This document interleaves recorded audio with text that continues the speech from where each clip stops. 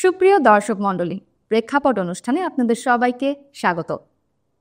ধরুন একদিন সন্ধ্যায় আপনার বাইরে যেতে ইচ্ছে করলো। আপনার পছন্দের ক্যাফেতে বসে কফিতে চুমুক দেবেন। যেই কথা সেই কাজ। আনন্দ ঘন মেজাজ নিয়ে বেরুলেন রাস্তায়। পথিমধ্যে কিছু লোক আপনার রাস্তা আটকে দাঁড়ালো, আপনাকে জেরা শুরু করলো, তারপর চাঁদাবাজি শুরু করলো, অতঃপর শুরু হলো নির্যাতন। অথবা ধরুন আপনি আপনার নিজ বাসাতেই বিশ্রাম করছেন, হঠাৎ আপনার বাড়ির চারদিক ঘেরাও করা হলো, অবলীলায় ভাঙচুর শুরু হলো আপনার সমস্ত বাড়ি। আপনি অসহায়, নিরুপায়। হ্যাঁ প্রিয় দর্শক, এরই মধ্যে হয়তোবা এই ধরনের ভয়াবহ অভিজ্ঞতার মুখোমুখি হয়েছেন আপনারা অনেকেই। আজকের পর্বে আমরা কথা বলবো মব সন্ত্রাস নিয়ে। মব সন্ত্রাস বর্তমানে বাংলাদেশের অন্যতম একটি আতঙ্কের নাম।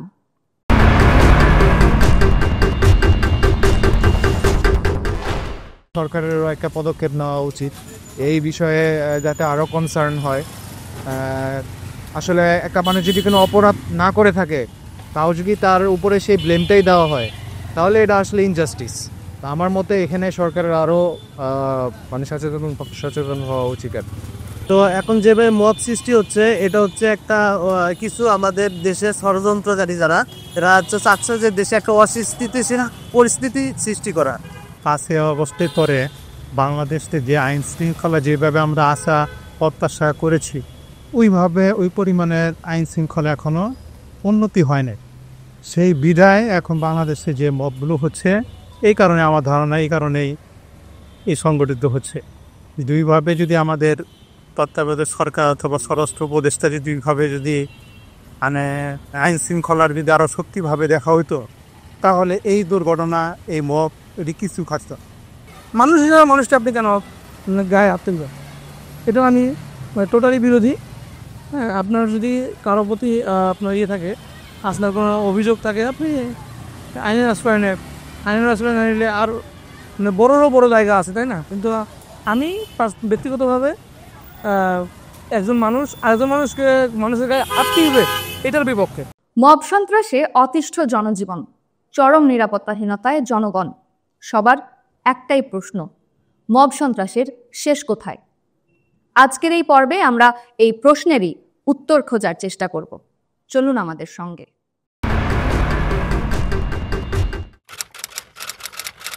বৃহস্পতিবার রাত 8:30, গাজীপুর মহানগরীর চান্দনা চৌরাস্তা। এই স্থানটি সাক্ষী হল এক নির্মম মব সন্ত্রাসের। পৈশাচিক কায়দায় হত্যা করা হল সাংবাদিক তুহিনকে। দেশবাসী, গ্রামবাসী সবাই বলছে তুহিনের মতো ছেলে হয় না। তারপর আমার ভাই কেন নির্মম ভাবে হত্যা হলো? কেন আমার ভাই হত্যা হলো? এরকম ঘটনা ঘটছে চারপাশে প্রতিনিয়ত। মব সন্ত্রাসের আতঙ্ক আজ সবখানে। জীবনটা এত সস্তা হয়ে গেছে, মানুষের সাথে মানুষের আর সম্পর্ক নাই। মানে আমি যদি কাউকে চিনি, আমার পরিবার বাদ দেই, আমার এখানে যে আমরা কাজ করছি, আমার রাস্তাঘাটে বা আমার এসে, একটা মানুষের সাথে তো একটা মানুষের সম্পর্ক থাকে, একটা শ্রদ্ধাবোধ থাকে। এই শ্রদ্ধাবোধ যদি না থাকে, মানুষ হিসাবে আমি যদি সম্মান করতে না জানি, আমি তো তাহলে মানুষ না। তাহলে এটা কি অমানুষের একটা জাত হয়ে থাকবে? এই রাষ্ট্র কি একটা অমানুষের রাষ্ট্র হয়ে থাকবে? সরকার বারবার বলছে মব সন্ত্রাসের বিরুদ্ধে তারা কঠোর অবস্থানে। একটু ন্যাক মারতে দেখাই, যার জন্য এসে যাইতেছে তারা চাওয়াতে দিয়া পারে কত সামনাসামনি পাইলে হয়তো কই দিয়ে, যে বেশি ভাঙা না বল তারা একটু বেশি প্রোটেকশন দেয়, যে একটু কম ভাঙা না বল তারা একটু কম প্রোটেকশন দেয়। তো আপনার আল্লাহ দিলে কেউ ভাঙা না বল, আপনার কোনো প্রোটেকশন দরকার নেই। কিন্তু সরকারের এসব কথায় কাজ হচ্ছে না। বাংলাদেশের প্রতিটি জেলায় ছড়িয়ে পড়েছে ভয় ও আতঙ্ক, যার নাম মব। মব ভায়োলেন্স এক ধরনের আতঙ্ক। স্বাধীনতার পর আমরা ওই সময়টাতে কিছু ক্ষেত্রে দেখেছি, কিন্তু এখন এটা যেভাবে বেড়েছে, 197 জন মানুষ প্রাণ দিয়েছেন এই মব ভায়োলেন্সের কারণ। বহু সংসার ভেঙে গেছে, মানে নিঃশেষ হয়ে গেছে একদম। বহু পরিবার আতঙ্কে আছে। অনেকে পঙ্গু হয়েছেন।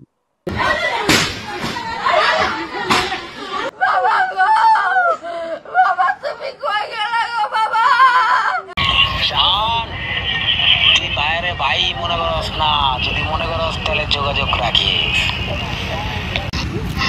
একেবারে 5-6টা বন্ধু বান্ধব রেডি থাকবি, ওরা ধরুম কদিন পরে, বেশি দিন নাই, ওর সময় আয় পড়ছে। ওর বলে ওর মায়ে ডাকে, তাহলে ওর মায়ের কাছে পাঠাই দিব না, ওর মায়ের কাছে পাঠাবো না এত তাড়াতাড়ি, পিঠে পাঠাই একটু ধরামু, তারপরে এলা যা করার করুম পরে, তোরা থাকবি। চাঞ্চল্যকর হত্যার পরিকল্পনার অডিও এটি, যা থাকছে আমাদের অনুসন্ধানের শেষ প্রান্তে।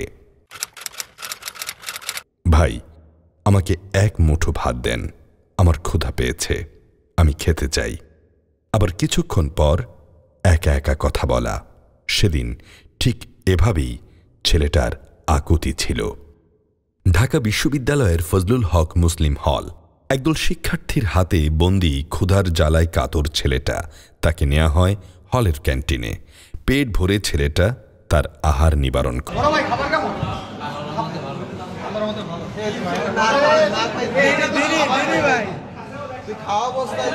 পাশে চলছিল একদল রাক্ষসের হিংস্র আনন্দ উল্লাস। তখনও কি ছেলেটা জানত একদল শিক্ষার্থীর হাতে এটাই তার জীবনের শেষ ভাত খাওয়া? হ্যাঁ, এটি কোনো নাটকের গল্প নয়, এটি বাস্তব ঘটনা। আর এই ঘটনাটি ঘটেছিল 2024 সালের 18 সেপ্টেম্বর রাতে। ফজলুল হক হলের অতিথি কক্ষে বেধড়ক পিটিয়ে নৃশংসভাবে হত্যা করা হয় তোফাজ্জলকে। জিজ্ঞাসা করি প্রথমে, কি একটা মানুষকে মেরে ফেলবেন? ভাই এখানে কোনো ভাই আমরা ফুটেজ দেখেছি, আপনি হচ্ছে যেভাবে পিটিয়েছেন, মানুষকে ভাবে মারে আসলে। ভাই এখন কথা হচ্ছে যে ভাই আমি হচ্ছে যে ওনাকে হচ্ছে যে জাস্ট শুধু আবেগের বসে। ঘটনাটি সামাজিক যোগাযোগ মাধ্যমে হয় ভাইরাল। এই ঘটনায় 14 জনকে আসামি করে মামলা করে তার বোন আসমা। একটা মানুষকে 4টা ঘন্টা সাপের মতো পিটাই মারা, এটা মানুষের কোনো মানুষ করতে পারে না। জানি না যে ওনাদের আসলে কোন মায়ের পেটে জন্ম হয়েছে যে এরকমের হিংস্র হইতে পারে একটা মানুষের সাথে, তাও একটা মানসিক ভারসাম্যহীন মানুষের সাথে। তোফাজ্জলের মরদেহ নিয়ে যাওয়া হয় বরগুনা জেলার পাথরঘাটা উপজেলার তালুক গ্রামে। শত শত মানুষ সেদিন জানাজায় অংশ নেন। হৃদয় বিদারক এই ঘটনায় ধিক্কার জানায় তোফাজ্জলের তালুক গ্রামের বাসিন্দারা। এখন যে অবস্থা আছে আমাদের সন্তানদের নিয়ে আমরা সন্দিহান আছি। ও যদি অপরাধ করেও থাকে, এভাবে বিচার বহির্ভূত একটা হত্যাকাণ্ড, এইটা তো মেনে নেওয়া আসলে সম্ভব না। মব এমন একটা জিনিস, এমন এক সংগঠিত সন্ত্রাস, যে সংগঠিত সন্ত্রাসটা এমনি তৈরি হয় না। এটার দুটো দিক আছে। এক হচ্ছে ধরেন মব আসলে সবসময় তৈরি করা হয় কোনো একটা উদ্দেশ্য নিয়ে, এবং এই উদ্দেশ্য নিয়ে তৈরি করা মানুষ যারা আসলে এক ধরনের ব্যবহৃত হচ্ছেন, সেক্ষেত্রে তার এজেন্সি আমি অস্বীকার করছি কিনা, হ্যাঁ সেক্ষেত্রে তার এজেন্সি অস্বীকার হয়ে যায়। কিন্তু এটাও সত্যি যে এই ধরনের লোকগুলো যারা একসাথে হয়ে নিজেই বিচার করছেন, নিজেই বিচারের শাস্তি ও কার্যকর করে ফেলছেন, এই প্রক্রিয়াটা হচ্ছে পরবর্তী মবকে উৎসাহিত করছে। একটি পানি। যুবক চিৎকার করে বলছিল, ভাই আমার পা 2014 সালে কেটে ফেলে দিয়েছে, আমার এখন কোনো রাজনৈতিক পরিচয় নাই, আমি ওষুধ কিনতে এসেছি। সেদিন এভাবেই বলছিল রাজশাহীর আব্দুল্লাহ আল মামুন। গণপিটুনির শিকার হয়ে তাকে পাঠানো হয় প্রথমে মতিহার ও পরে বোয়ালিয়া থানায়। গণপিটুনির শিকারে অসুস্থ হয়ে মাসুদও মারা যান। এখন বাংলাদেশ আবার মনে হচ্ছে একটা কায়েসের অবস্থার অনিশ্চয়তা। আমি আপনার শত্রু, আপনি আমার শত্রু। In every second man is your enemy. এটা টমাস হবসের একটা কথা ছিল যে মানুষ মূলত খারাপ, পচা, বাজে, শর্ট, ব্রুটিশ, লোনলি, মানে ওয়ার এগেইনস্ট অল। প্রত্যেকের সঙ্গে আমরা যেন যুদ্ধে অবতীর্ণ। তো বাংলাদেশের বর্তমান অবস্থা দেখে আমার কেউ কাউকে বিশ্বাস করছে না। প্রিয় দর্শক, এ পর্যায়ে নিচ্ছি ছোট্ট একটি বিজ্ঞাপন বিরতি। কোথাও যাবেন না, আমাদের সঙ্গেই থাকুন।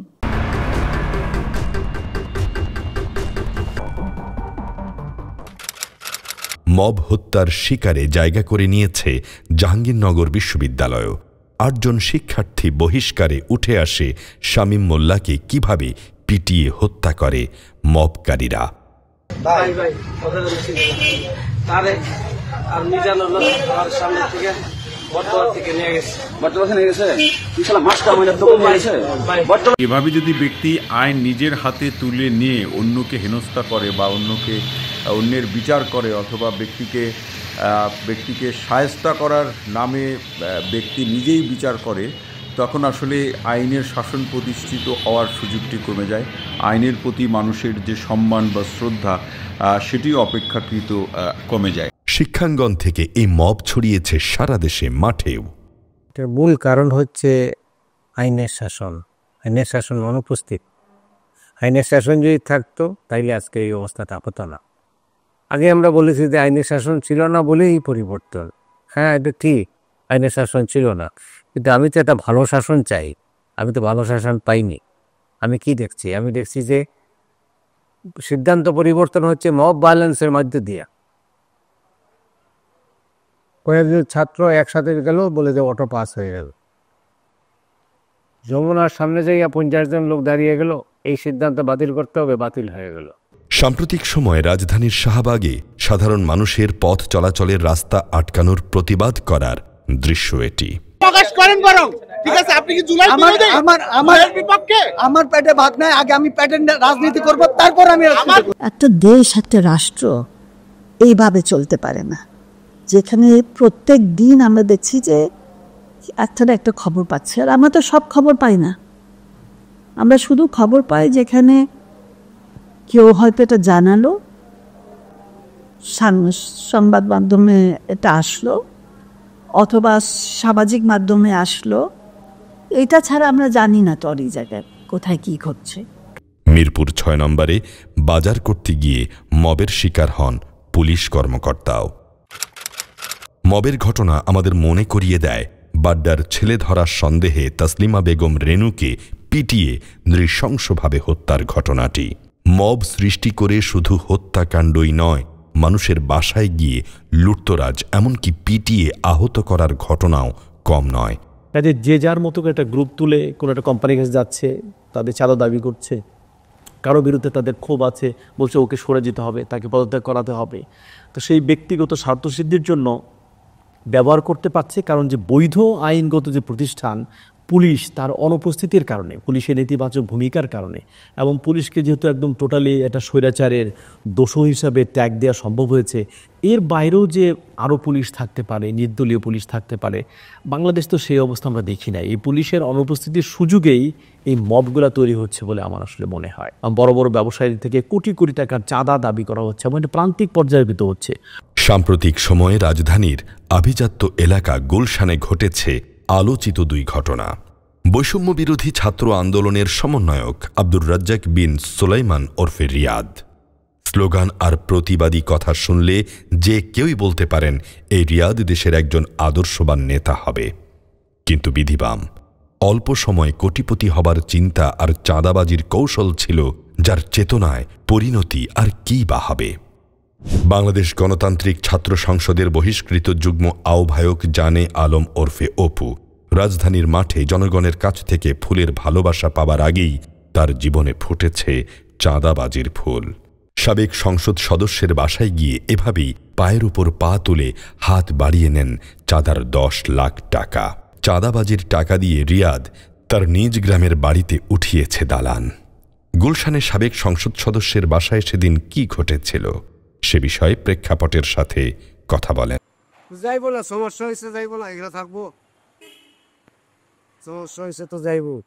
তল্লাশির নামে 20 থেকে 25 জনের একটি সংঘবদ্ধ দল রাতের অন্ধকারেই বাসায় ঢুকে পড়ে। এই সেই ভবন, সেখানে লুটতরাজ চালায় সংঘবদ্ধ মব সন্ত্রাসের দল।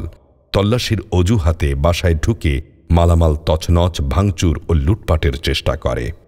999-এর কল পেয়ে ঘটনাস্থলে ছুটে যায় পুলিশ ও সেনাবাহিনীর টিম। শাকিল খন্দকার, জুয়েল খন্দকার ও শাকিল আহমেদ নামের 3 ব্যক্তিকে আটক করে ঘটনাস্থলেই। কি ঘটেছিল সেদিন? অনেক সাথে বলাবো না, হিসাবে উপরে গেছে, তছনছ করে কিছু।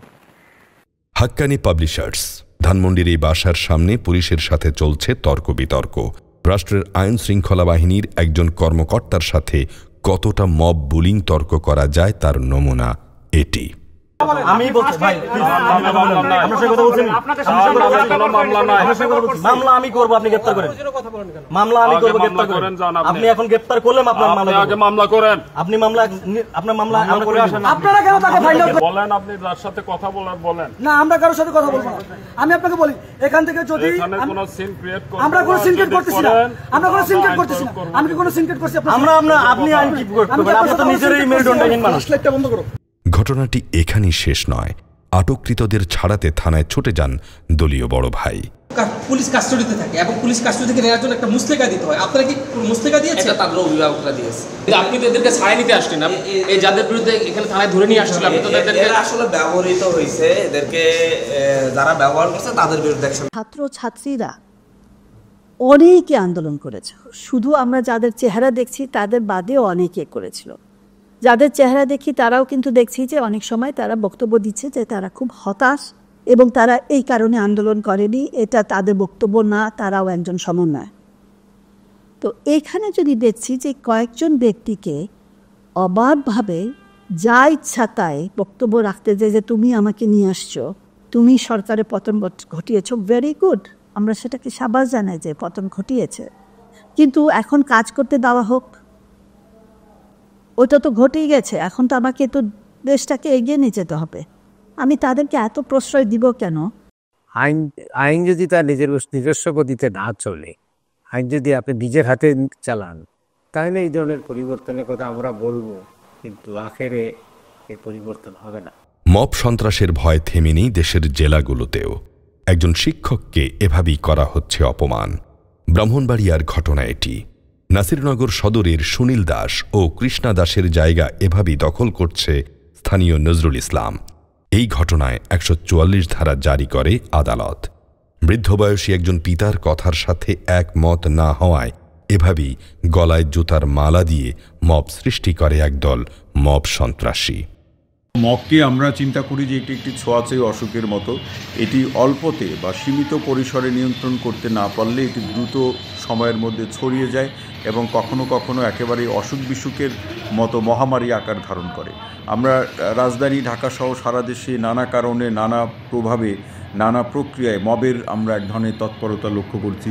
এই শিক্ষার্থীদের মধ্যে একটি অংশ এই মবের সাথে সম্পৃক্ত হচ্ছে, তার সাথে চাঁদাবাজির অভিযোগ আছে। আবার রাজনৈতিক কারণে মব হচ্ছে, কিংবা কারো কোনো কিছু দখল করার ক্ষেত্রে মব হচ্ছে। বিগত সরকারের সাথে যাদের সম্পৃক্ততা ছিল এবং আইন বহির্ভূত, রাজনৈতিক শিষ্টাচার বহির্ভূত আচরণ করেছে বিরোধী মত এবং কিংবা দলের সাথে, তাদের বিরুদ্ধে মব হচ্ছে। এখন এই জায়গাতে এসে আইনশৃঙ্খলা বাহিনী এবং সরকারের উচিত হবে কঠোর এবং দৃষ্টান্তের সাথে এই পরিস্থিতিগুলোকে মোকাবেলা করা, আর দ্রুততার সাথে আইন প্রয়োগ করে যার বিরুদ্ধে অভিযোগ আছে তাকে বিচারের মুখোমুখি করা। মব সন্ত্রাসের সীমানা ছাড়িয়েছে দলীয় কর্মশালাতেও। নতুন একটি অনিবন্ধিত রাজনৈতিক দলের নেতাদের কথা মনোপুত না হওয়ায় চলে মব সন্ত্রাস। জুম্মার খুতবা চলাকালীন অবস্থায় মসজিদের ইমামকে কুপিয়ে করা হয় জখম। রাজধানীর উত্তরার একটি ব্যবসায়িক প্রতিষ্ঠান যেখানে মব সৃষ্টি করে দখলের চেষ্টা করে একদল সন্ত্রাসী। যেই এলাকায় আপনার প্রতিষ্ঠানটা, সেই এলাকার কিছু সুযোগ সন্ধানী ব্যক্তিবর্গ যারা হয়তো লাল ছিল এখন সবুজ হয়ে গেছে, সেই একই ব্যক্তি শুধু জামার জার্সি বদল করেছে, এবং সেইটাকে নিয়ে আপনি এমন একটা আইনশৃঙ্খলা বাহিনীর সামনে আসছেন যারা এই মুহূর্তে নৈতিকভাবে খুব দুর্বল, কারণ তারা আপনার এক অর্থে মানে পোষ্য হিসেবে আগের সরকারের কাজ করেছে। এরকম একটা পরিস্থিতিতে এক শ্রেণীর লোক এটার ভিতর দিয়ে সুযোগ নিচ্ছে। ফিরে আসছি কিছুক্ষণের মধ্যেই, কোথাও যাবেন না, সঙ্গেই থাকুন।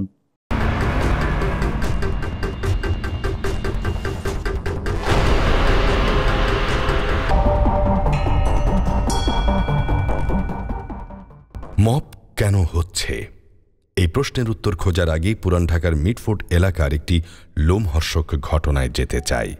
দেশবাসীকে করেছিল স্তব্ধ ও হতবাক। এভাবে নৃশংস জাহিলিয়াতের যুগকেও হার মানায় ব্যবসায়ী সোহাগ হত্যাকাণ্ডের এই নারকীয় ঘটনা। রাজধানীবাসীর কাছে এখনও এই ঘটনাটি একটি আতঙ্ক। এটা একটা নারকীয় ঘটনা, এই যে বিশেষ করে মিটফোর্ডের সামনে। এটা একটা পরিকল্পিত হত্যাকাণ্ড। এই হত্যাকাণ্ডের মধ্যে দিয়ে বাংলাদেশের রাজনীতির মানে রাজনীতির চালচিত্র পরিবর্তনের একটা কৌশল আছে, সেই কৌশলটা হয়তো ধীরে ধীরে পরিষ্কার হবে। কিন্তু এটা এই হত্যাকাণ্ডের মধ্যে দিয়ে মানুষের মধ্যে এটা অনেক নাড়া দিয়েছে। এমন কোনো মানুষ নেই যা তাকে আপনি পাবেন যে এটা নিয়ে সে এটাকে সমর্থন করেছে। মানুষ সবাই ধিক্কার জানাচ্ছে, নিন্দা জানাচ্ছে। মানুষ চাইছে যে এই ধরনের ঘটনা যেন সমাজে আর না ঘটে। এটা বলা 1945 থেকে শুরু করে 2014 পর্যন্ত আফ্রিকা, এশিয়া এবং ল্যাটিন আমেরিকা যতগুলো দেশে গণ অভ্যুত্থান হয়েছে, বিপ্লব হয়েছে, তার মধ্যে মাত্র 60 দেশ অভ্যুত্থানের পরে একটা গণতান্ত্রিক উত্তরণ ঘটাতে পড়েছে। এটাকে বলে ডেমোক্রেটিক ট্রানজিশন। বাকি 40 দেশ কিন্তু ব্যর্থ হয়েছে, তারা কিন্তু গণতান্ত্রিক সংস্কৃতি নির্মাণে উত্তরণ ঘটাতে পারেনি। তো আমরা কি 60-র মধ্যে ঢুকবো নাকি 40-র মধ্যে ঢুকবো, এটা কিন্তু দেখবার বিষয়। আসলে যার স্বজন চলে যায় সেই বোঝে তার কি বেদনা। প্রতিদিন বাবাকে দেখতে না পাওয়া ছোট্ট ছেলেটি রাজপথে দাঁড়িয়েছে বিচারের আশায়। তার বাবার সর্বোচ্চ বিচার দেখতে চায় এই শিশু। আমি বাবাকে যা হত্যা করছে, একটা যদি সঠিক বিচার হয় সবাই ভয় পাবে। একটা যদি বাংলাদেশে সঠিকভাবে বিচার হয় তাহলে সবাই ভাববে যে না, বাংলাদেশে একটা সঠিক বিচার হয়েছে, এখানে আর কোনো খারাপ কাজ করতে পারবে না। সোহাগের পরিবার প্রেক্ষাপটকে জানায় বর্তমানে কতটা অসহায় তারা। আমি শুধু এটাই কই যে এইভাবে মানুষটা যে কিভাবে মারছে, ওরা তো মানুষ না, ওদের ভিতরে মানুষের কোনো মনুষ্যত্বই নেই। সবার কাছে একটা অনুরোধ, সরকারের একটা অনুরোধ যে আমার হাজবেন্ডের সুস্থ একটা বিচার হোক, এখনো দ্রুত বিচার হোক। কারণ এখন তো আসল আসামিটা ধরা পড়ে নাই, তো ওনার ধরা পড়ে নেই, তো আমরা আতঙ্কে আছি। ছেলে মেয়ে বাইরে যেতে পারতেছে না, ওদের স্কুলে যাওয়া হইতেছে না, ঘরে বসে তো সেরকম স্কুলের মতো পড়াটা কেয়ার করা হয় না।